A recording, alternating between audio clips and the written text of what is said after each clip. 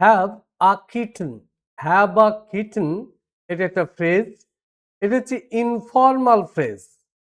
এর মানে হচ্ছে এর মানে হচ্ছে to be very to be very to be very worried, to be very worried or anxious, anxious or upset, or upset about something, about something, something। তাহলে কি হচ্ছে না, have a kitten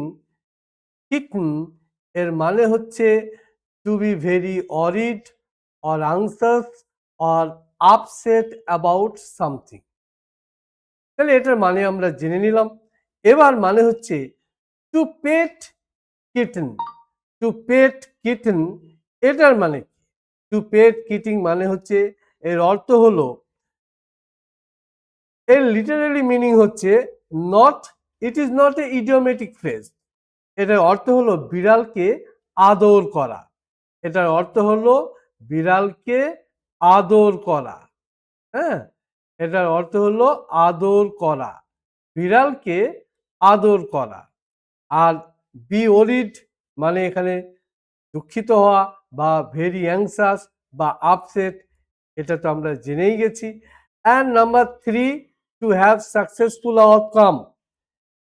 successful outcome কাজ হলো কোনো কাজে সফল হওয়া, কোনো কোনো কাজে কোনো কাজে সফল হওয়া,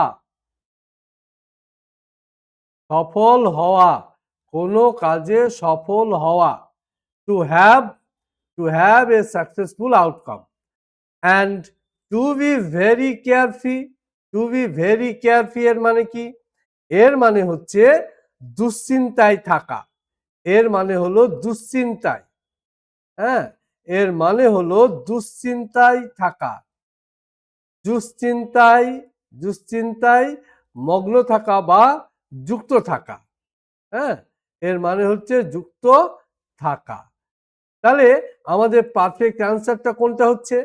পারফেক্ট আনসার হচ্ছে এখানে B অরিড, B অরিড।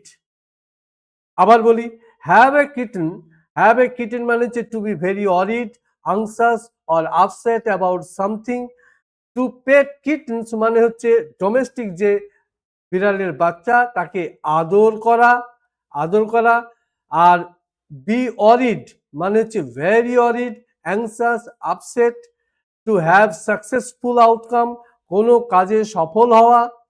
And B carefree এর মানে হচ্ছে দুশ্চিন্তা যুক্ত থাকা, কোনো দুশ্চিন্তায় যুক্ত থাকা বা মগ্ন থাকা। So your right answer is be অরিড।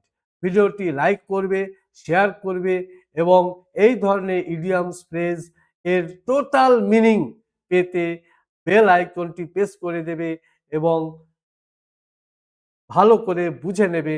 আর কি না, আমি হালদার স্যার নেক্সট ভিডিওতে দেখা হবে।